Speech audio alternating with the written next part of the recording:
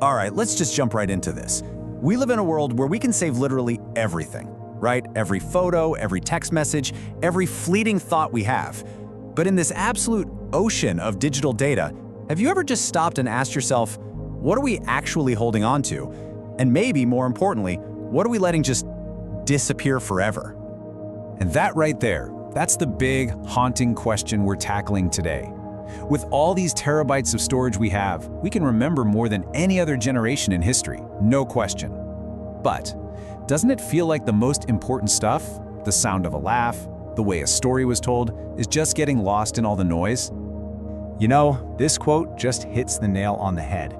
It perfectly captures the strange paradox we've created for ourselves.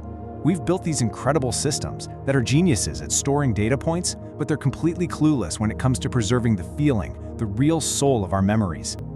So, that brings us to this idea of a universe of forgetting. It's a strange name for our modern world, but it's kind of perfect. It's a place where, ironically, the more we save, the more of our most meaningful stories seem to be slipping away. I mean, really think about that for a second. We can store 1 million photos, no problem. But can we store the feeling you get from a grandparent's hug? We can save a text message, sure, but can we save the tone of voice, the little pause your dad takes before the punchline of his favorite story? It seems like technology gave us this gift of forever, but it kind of stripped out all the humanity. So, what do we do about it? Is there an answer? Well, this is where the central figure of our story comes in, and he is not your typical tech entrepreneur. He's someone who looked at this whole universe of forgetting and decided, you know what, I'm gonna be its guardian. Meet John Withers. And that title, let me tell you, that is not just some fancy marketing slogan. It's his life's mission. He's not some guy in Silicon Valley trying to build the next billion-dollar app. He's really positioned himself as a protector of our shared human experience, a philosopher who's all in on saving the most fundamental thing about us, our stories. And this is how he sees himself. I think it's the perfect way to put it. He's not picking a side here. He's actually trying to build a bridge between these two worlds, to somehow bring together the cold, hard logic of code with the warmth of the human heart.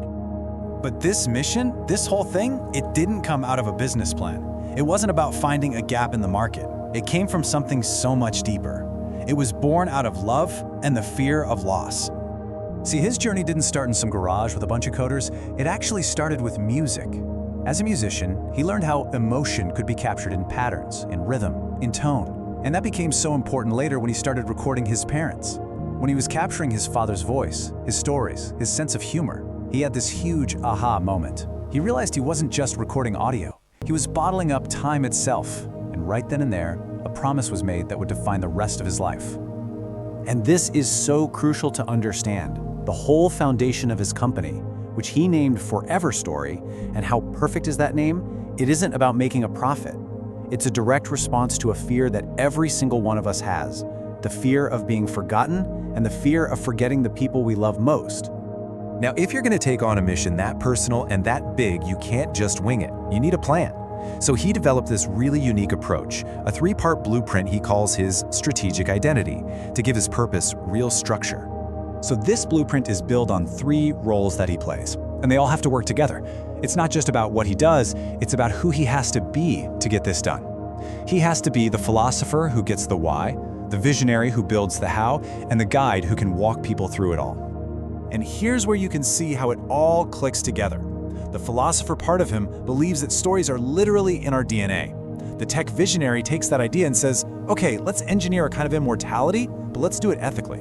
And then the trusted guide brings it all home, making it personal, helping people preserve their legacy beautifully.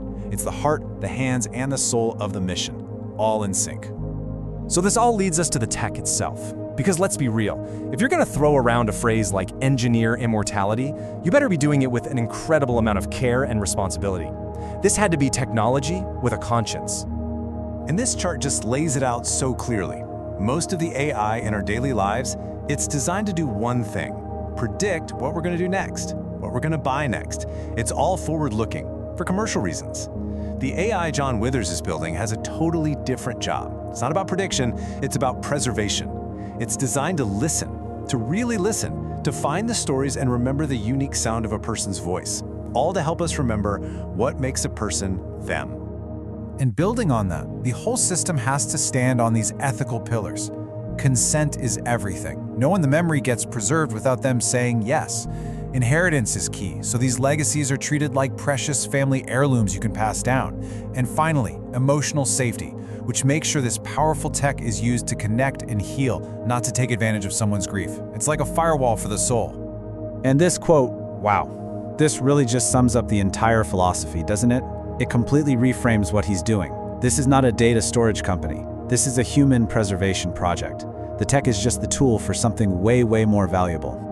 When you get right down to it, this is probably the best way to think about his work. It's not really about servers and software.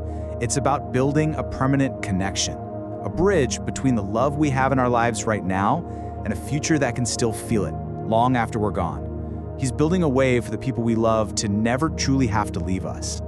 And that leaves us with one final, really important question that we all have to ask ourselves. In this crazy digital world where everything is fleeting, it's not a question of if you'll leave a digital trace. We all will. The question is, what will that trace actually be? How will your story, your real story, be told?